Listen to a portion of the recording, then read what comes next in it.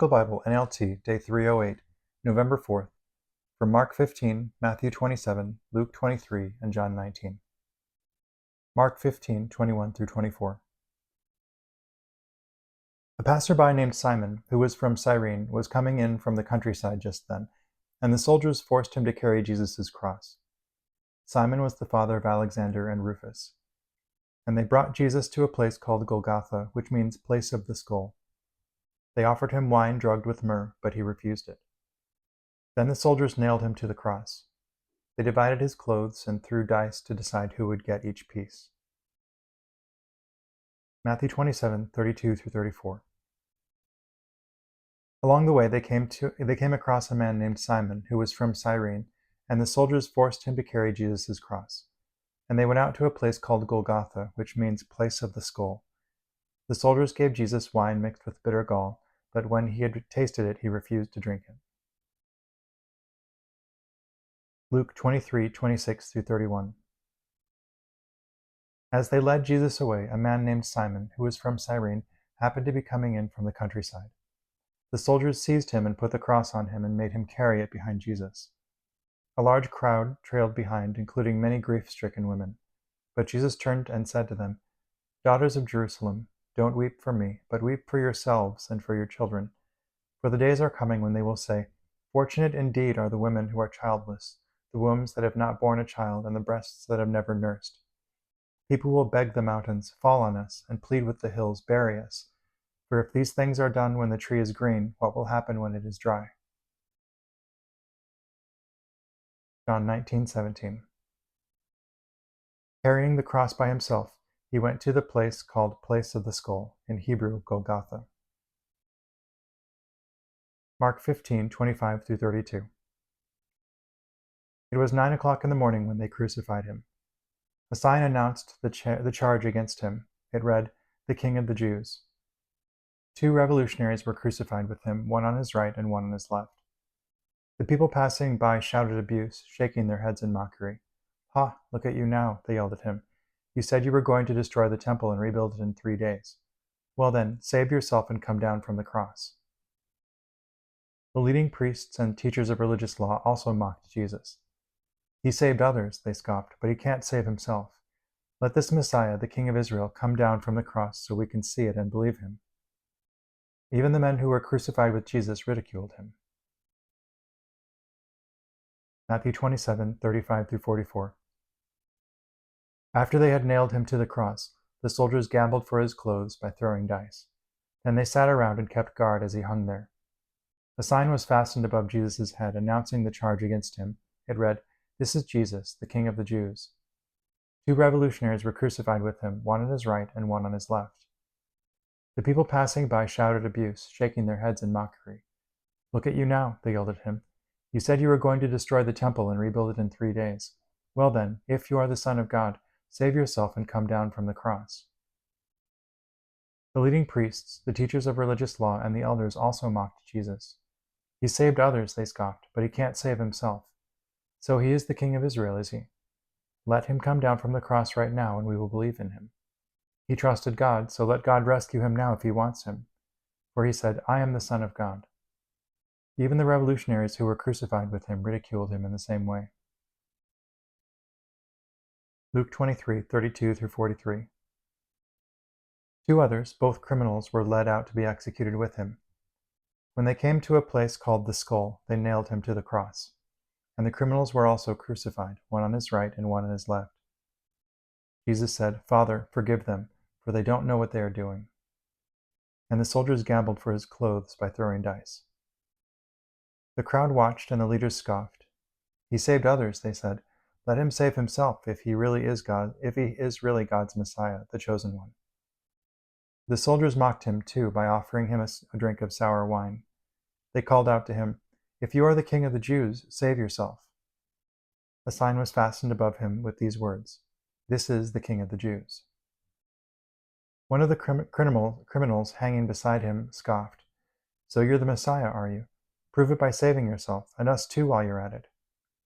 But the other criminal protested, "Don't you fear God even when you have been sentenced to die? We deserve to die for our crimes, but this man hasn't done anything wrong."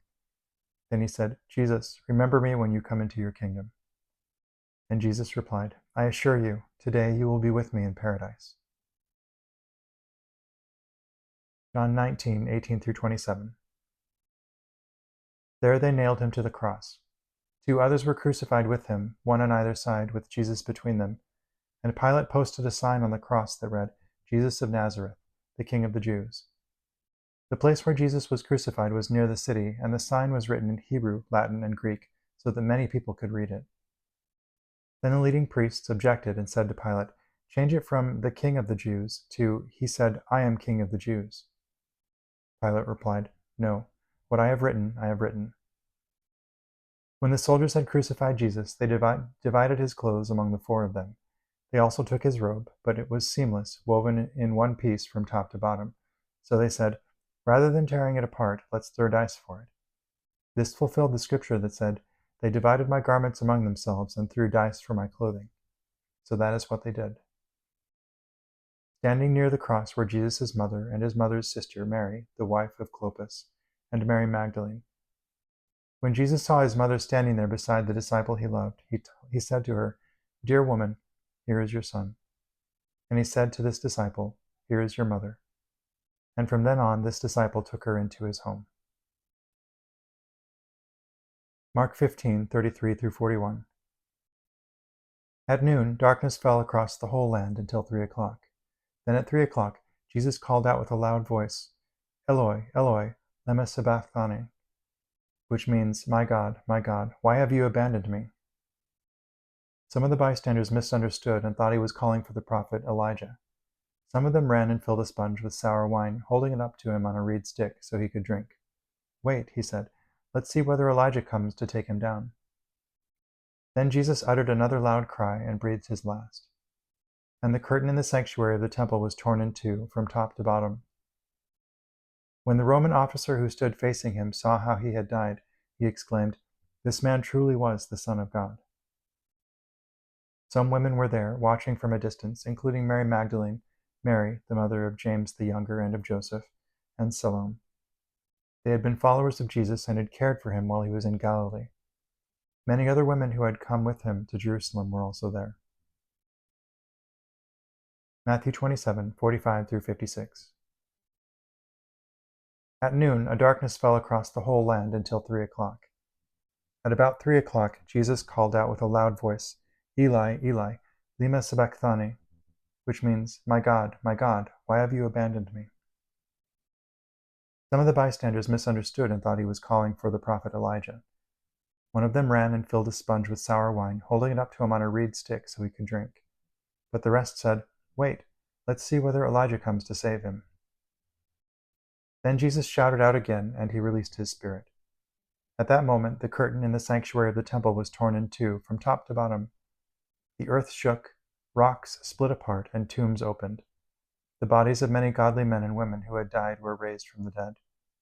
They left the cemetery after Jesus' resurrection, went into the holy city of Jerusalem, and appeared to many people. The Roman officer and the other soldiers at the crucifixion were terrified by the earthquake and all that had happened. They said, This man truly was the Son of God. And many women who had come from Galilee with Jesus to care for him were watching from a distance. Among them were Mary Magdalene, Mary, the mother of James and Joseph, and the mother of James and John, the sons of Zebedee. Luke 23:44-49. By this time it was about noon, and darkness fell across the whole land until 3 o'clock. The light from the sun was gone, and suddenly the curtain in the sanctuary of the temple was torn down the middle. Then Jesus shouted, Father, I entrust my spirit into your hands. And with those words he breathed his last. When the Roman officer overseeing the execution saw what had happened, he worshipped God and said, Surely this man was innocent. And when all the crowd came to see the crucifixion, saw what had happened, they went home in deep sorrow. But Jesus' friends, including the women who had followed him from Galilee, stood at a distance watching. John 19:28-37. Jesus knew that his mission was now finished, and to fulfill Scripture, he said, I am thirsty. A jar of sour wine was sitting there, so they soaked a sponge in it, put it on a hyssop branch, and held it up to his lips. When Jesus had tasted it, he said, "It is finished." Then he bowed his head and gave up his spirit. It was the day of preparation, and the Jewish leaders didn't want the bodies hanging there the next day, which was the Sabbath, and a very special Sabbath because it was Passover week. So they asked Pilate to hasten their deaths by ordering that their legs be broken. Then their bodies could be taken down. So the soldiers came and broke the legs of the two men crucified with Jesus. But when they came to Jesus, they saw that he was already dead, so they didn't break his legs. One of the soldiers, however, pierced his side with a spear, and immediately blood and water flowed out. This report is from an eyewitness giving an accurate account. He speaks the truth so that you may also continue to believe. These things happened in fulfillment of the scriptures that say, "Not one of his bones will be broken," and "They will look on the one they pierced."